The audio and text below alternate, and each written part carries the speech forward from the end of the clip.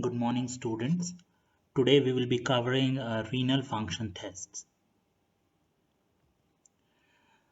In general, when you go to a doctor for a normal blood test, along with the blood counts and the different types of blood in the blood, different cell types in the blood, you also get to know the other parameters such as the blood urea nitrogen, creatinine, uric acid, albumin globin in specific ratio, and creatine clearance in 24 hours of urine, renin, creatinine in urine, and potassium, calcium, phosphorus, alkaline phosphatase, etc.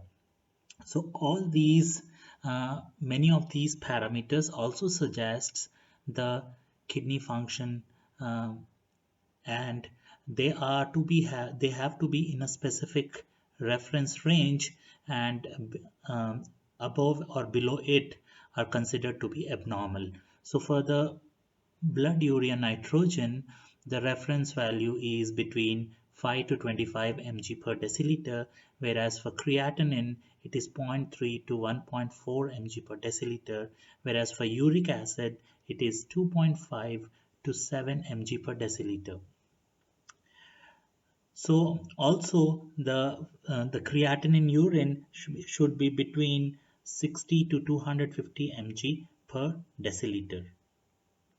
So these are some of the reference values which suggest how our kidney is functioning and the current status of the kidneys, and these values may be varying based upon the male or the females. Such as if you see the creatinine clearance in 24 hours urine, you will see that the male has the range between 71 and 135 ml per minute, whereas for female it is 78 to 160. So there are variation in the values based upon which we can determine between the male and female, um, if their kidney is functioning normally or abnormally.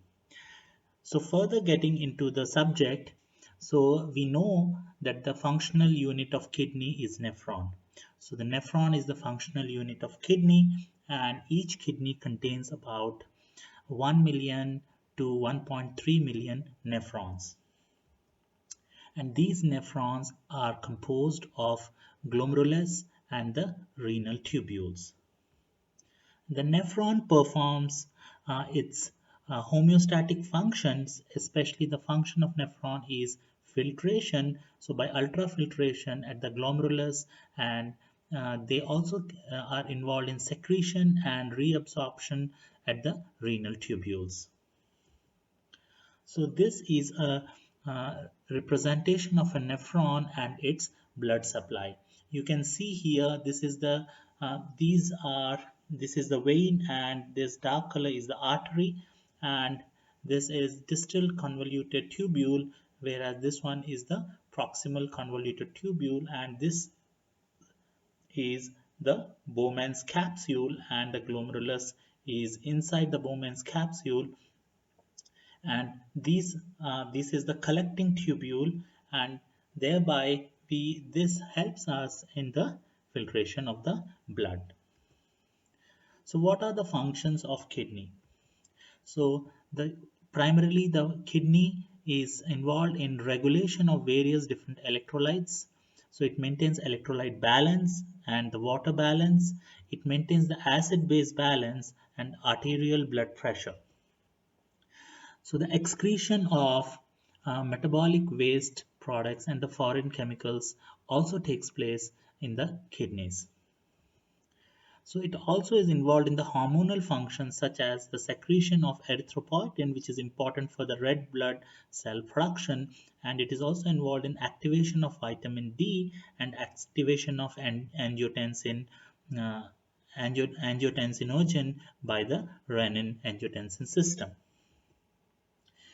It also functions in metabolic reactions such as the gluconeogenesis, so the production of glucose from the non-carbohydrate sources. So we need, in order for the kidney to function normal, so we need to test the renal functions. And why we should test these the renal functions? Because there are many diseases that affect this kidney function or the renal function. In some cases, there are several functions which are being affected, and in others, there is selective impairment of the glomerular function or one or more of the tubular functions. Also, there are most of the types of renal diseases that cause the destruction of the complete nephron also. So one need to undergo the routine the kidney function test that include measurement of the serum creatinine, the creatinine clearance, and the serum urea. So both the serum creatinine uh, and the creatinine clearance are used as kidney function tests because this helps us to confirm the diagnosis of renal diseases and give an idea about the severity of the disease. And also one need to follow up based upon the severity of the disease. So the serum urea primarily in an adult ranges from 2.5 to 6.6 millimoles per liter. So the urea, as we all know, is formed in the liver from the ammonia, and it is released from deamination of the amino acids. As a kidney function test, the serum urea is inferior to serum creatinine because the high protein diet increases the urea formation, and any condition of increased protein catabolism such as the Cushing syndrome, diabetes mellitus, starvation, thyrotoxicosis, they all lead to increase in the urea formation. And 50% or more of the urea filtered at the glomerulus is passively reabsorbed by the renal tubules. So the normal values of the internal and chemical environment which is controlled by the kidneys include various salts such as the sodium, potassium, the chlorides, the bicarbonates, the calcium, magnesium, phosphorus. All these have to be maintained in a certain range. And apart from that, the uric acid, which has to be maintained between 2.5 to 6 mg per deciliter, and the pH of the this has to be maintained at around 7.4, and the creatinine should be between 0.8 to 1.4 mg per deciliter. So the blood urea nitrogen usually ranges between 15 to 20 mg per deciliter.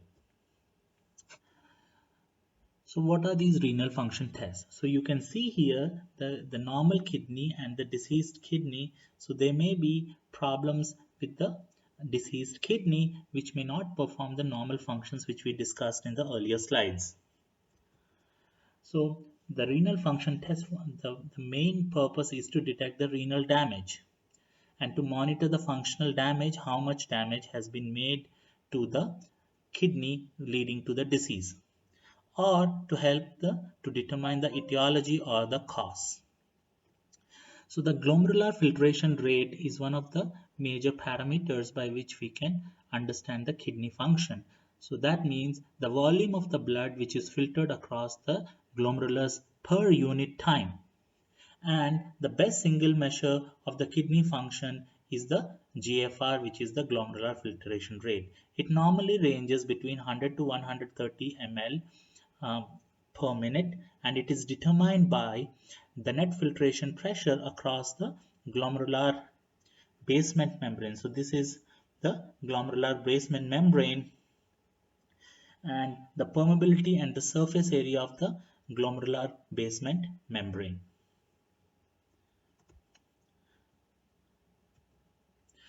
So the tests of glomerular filtration rate are urea, creatinine clearance, and the estimated glomerular filtration rate.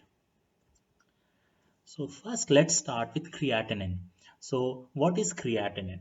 So creatinine is produced in proportion to muscle mass. So majority of them you can see in the muscles. So in the muscles you can see here the creatinine kinase catalyzes the conversion of creatine to creatinine phosphate. So in the presence of ATP. So this is a reversible reaction. The creatine kinase can perform a reversible reaction. Whereas once the creatinine phosphate is formed, the creatinine is spontaneously and irreversibly formed from this creatine, and at the of roughly 1 to 2% per day of the total creatine, because this is freely filtered. The creatinine can be freely filtered at the glomerulus, and it is not reabsorbed or secreted by the tubules, and its concentration is relatively constant over time unless there are changes in the glomerular filtration rate.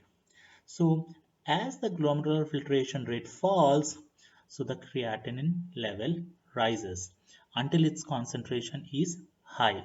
So it reaches to high such that it's enough that new filtered amount equals to the amount which is formed. So there are various drugs such as the salicylates, which reduces the transport and the secretion in the urine and increase the plasma creatinine. So what is the clinical significance? So you can see the males and females have different ranges. So the normal range for males is 14 to 26 mg per kg body mass per day, whereas for females it is between 11 to 20 mg per kg body mass per day. So the creatinine urine test is used to assess the kidney function, because creatinine is a waste product which is produced by the muscles from the breakdown of compound which is creatinine. And almost all the creatine is filtered from the blood by the kidneys and is released into the urine. So the blood levels are usually the good indicator of how well the kidney is functioning or working. And the blood and the urine creatinine levels may be used to calculate the creatinine clearance. So creatinine clearance is very important. We can calculate this by the blood and the urine creatinine levels. And this test measures how effectively the kidneys are filtering small molecules like creatinine out of the blood. So this serum creatinine could increase specifically in males, or due to the high meat diet which they consume, or if they have a high amount of muscles or the muscular body type people. And also certain medications such as cimetidine and the other medications may also lead to increase in the serum creatinine. So the decrease is seen with age because the muscle mass reduces, and it is lower in females, and it may be also due to malnutrition or the muscle wasting or certain muscle or the organ amputation, due to which there will be lesser muscle. So the decreased urine creatinine is found in cases such as the, the hyperthyroidism or anemia, where the red blood cells count goes down, or the inflammatory muscle diseases, or due to the advanced renal diseases such as the renal stenosis. The renal stenosis is nothing but it is narrowing of the arteries that carry blood to one or both of the kidneys, whereas the increase in the urine creatinine is found in diabetes mellitus or hypothyroidism. So the abnormal results of the urine creatinine may be due to any of the following. Maybe due to the high meat diet, or due to the kidney problems such as damage at the tubule cells, or due to the kidney failure, or too little blood is flowing to the kidneys, damaging the filtering unit, and the kidney infections or the muscle breakdown or the loss of muscle tissue. So the urine creatinine concentration, so the normal urine creatinine values generally range from 955 to 2936 milligram per 24 hours for males, and it ranges between 601 to 1689 mg per 24 hours for females according to the Mayo Clinic data. And normally the serum creatinine, which is between 0.7 to 1.4 mg per deciliter. It depends upon the muscle mass, and it is inversely proportional to the glomerular filtration rate. So a good way to follow the changes in the glomerular filtration rate is very important, but also the elevation of the muscle mass or decrease in the tubular secretion could lead to the change in concentrations. So the creatinine levels in both urine and blood are determined, and they are compared initially. And the normal creatinine clearance for healthy women is between 88 to 128 ml per minute, whereas 97 to 137 milliliter per minute in males. So the creatinine clearance. So this is a measure which measures the serum and the urine creatinine levels and the urine volume, and it is calculated based upon the serum value, the cleared of the creatinine. Same issues as with the serum creatinine except the muscle mass. And the requirements is for 24 hours urine collection, add variability and can lead to inconvenience as well. So how the creatinine clearance is calculated. So you can see here the creatinine clearance means the creatinine excreted per unit time divided by the creatinine serum. So that means creatinine urine multiplied by the volume of the urine and the creatinine divided by the creatinine serum. So therefore, it represents the volume of serum completely cleared of creatinine per unit time. And since all creatinine is cleared via the glomerular filtration, it is closely approximate the glomerular filtration rate. So here is an example. So here the urine creatinine is 72 mg per deciliter, whereas the serum creatinine is 2 mg per deciliter. And the volume of the urine which was collected was 2 liters within the time frame of 24 hours. So that the creatinine clearance is calculated by the urine creatinine, which is 72 mg per deciliter, multiplied by the volume of the urine, which is 2000 ml per day, multiplied by the serum creatinine, which is 2 mg per deciliter in 24 hours per day, which means and 60 minutes per hour, and this the value comes to 50 ml per minute. The second is uric acid. So uh, the uric acid, so the uric acid is excreted also through the kidneys, and also sometimes it is the uric acid also gets reabsorbed. So in general, if there is too much uric acid, it can be easily checked in the presence of the polarized light, wherein you can see the crystals of the uric acid. So the uric acid is the end product of purine catabolism, and the formation of uric acid is principally endogenous, mainly of the tissue nucleoprotein breakdown, but some amount is also formed from purine containing compounds which are present in the food. So the serum uric acid levels are affected majorly by the diet. So that means the purines, which mean adenine and the guanine. The structures are given here. And if you see this from the purine nucleotides, you get the hypoxanthine, and the hypoxanthine gets converted to xanthine and uric acid, and then the serum urate is measured. But there are certain drugs due to certain conditions you can, because uric acid is sometimes, if there is too much, can be insoluble in the uh, it can get insoluble, thereby you see the uric acid crystals. So people use certain drugs such as the allopurinol, which is the febuxostat, or which leads to formation of the compounds. So that means this blocks the xanthine oxidase, thereby preventing the uric acid formation, and thereby this can lead to the more solubilized form of uric acid, which can be easily excreted out. So these are called uricosuric drugs. So it blocks the urate reabsorption and lead to the excretion of the uric acid. So you can see here, so the most of the uric acid is dissolved in the blood and filtered through the kidneys and expelled in the urine. Sometimes the body produces too much uric acid and it does not filter enough of it. So that's where you can people use these uricosuric drugs. So the uric acid is a chemical, like I said, which is produced when your body breaks down the food that contains organic compounds called purines.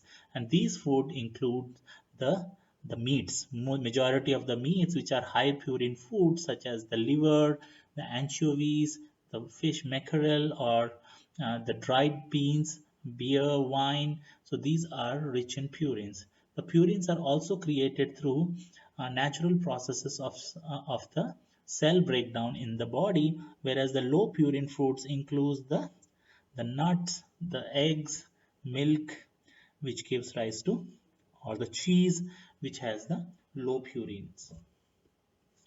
So the abnormalities which lead to this uric acid production are two. One is hyperuricemia, and which is the disorder that occurs when there is too much of uric acid in your body. That means hyperuricemia. Whereas if there is the hypouricemia is uh, is seen when there is too little uric acid in your blood, which is the symptom of a disorder of kidney tubules that prevents the absorption of substances such as the glucose and the uric acid, which are then passed in the urine. So the normal range of uric acid is 2 to 7 mg per deciliter. So the purpose of uric acid blood test is because the to diagnose and monitor the patients who's having gout. So if there is a gout, you can see the uric acid in the blood. The crystals you can clearly see, whereas in the normal blood, you don't see these crystals. So also one should check for the kidney function post-injury and determine the cause of kidney stones or diagnose the other kidney disorders. So the high level of uric acid could be due to gout or recurring attacks of acute arthritis can be seen, wherein you can see these uric acids gets accumulated in the joints, especially in the joints, leading to too much pain. Or um, can go for chemotherapy, or the or you can see this in bone marrow disorders such as leukemia, or in a diet with very high purines, or due to the other kidney disorders or the kidney stones. So the low levels of uric acid in the blood may suggest that somebody has the Fanconi syndrome, where the kidney tube, which is a kidney tube disorder, which is failure to reabsorb some of the good things. Or somebody may have birth defects of glucose absorption or phosphate or calcium or cysteine or amino acids, or due to the lead or cadmium poisoning. So they may also be having alcoholism, due to which low levels of uric acid in the blood could be seen, or could have liver or the kidney disease. So this is a typical structure of uric acid, which is 2,6,8 trihydroxy. You can see this 3-hydroxy trihydroxy purine. This is the chemical formula, and it acts like a dibasic acid and can form mono and disodium salts depending upon the pH. So only the pH of 5.75 is possible inside body, such as in renal tubules. At this pH or above, it exists as a monosodium urate. So you can see this, mostly it exists at the pH of 5.75 or above, it exists as monosodium urate salt, and thus in plasma it is mainly seen as the monosodium urate. So the clinical significance is in clinical conditions wherein the uric acid concentration exceeds 8 mg per deciliter is normally referred to as hyperuricemia, and there are various disease states such as the renal failure or the nephrolithiasis or polycythemia, chronic leukemia, gout influence the clinical conditions of the hyperuricemia. So the gout is also the multifunctional syndrome, the factorial syndrome, wherein there is increase in the serum water concentration and accumulation of monosodium urate, the monohydrate crystals in the leukocytes of the synovial fluid can be seen. There is aggregation and deposition of this monosodium urate monohydrate crystals in and around the joints, resulting in the arthritis-like condition. And in acute case of gout, the plasma urate levels increase to a maximum of 15 mg per deciliter.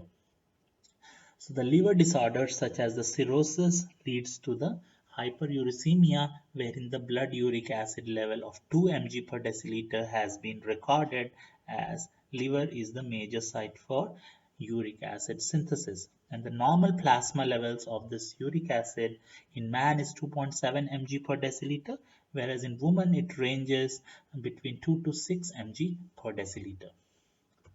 Thank you.